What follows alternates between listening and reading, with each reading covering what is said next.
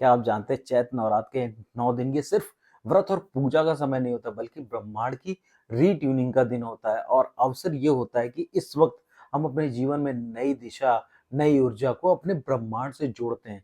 तो आज हम बात करने वाले हैं चैत्र नवरात्र के 9 शक्तियों के बारे में जिनकी महिमा अपरंपार है। तो जिसमें पहला रूप जो है माँ दुर्गा का पहला रूप है माँ शैलपुत्री, जिनका जन्म राजा हिमालय के घर हुआ था। अपने पिछले जन्म में ये सती थी जिन्होंने अपने पति भगवान शिव के अपमान से दुखी होकर यज्ञ में अपने प्राण की आहुति दी थी और अगले जन्म में ये शैलपुत्री के रूप में प्रकट हुई।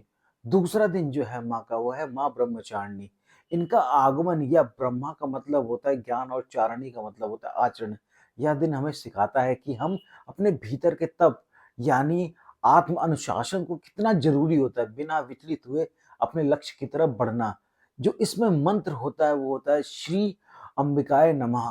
तीसरा दिन जो होता है वो है माँ चंद्रघटा का आवाहन करना। यहाँ पे जो आपको आह्वान करना होता है चंद्र मतलब मानक का प्रतीक और घंट का मतलब ध्वनि होता है। यह देवी हमें सिखाती हैं कि अपने अव्यवस्थित विचारों को शांत करने के लिए सही समय और सही आवाज की जरूरत होती है।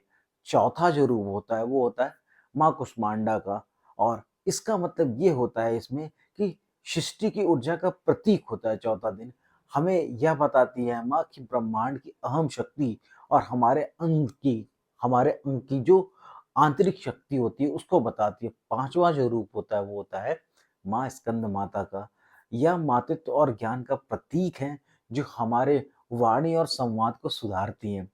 छठा जो रूप होता है वो होता है माँ कात्यायनी। यह शक्ति हमारे भीतर के बुरे विचारों को खत्म करने की ताकत देती है।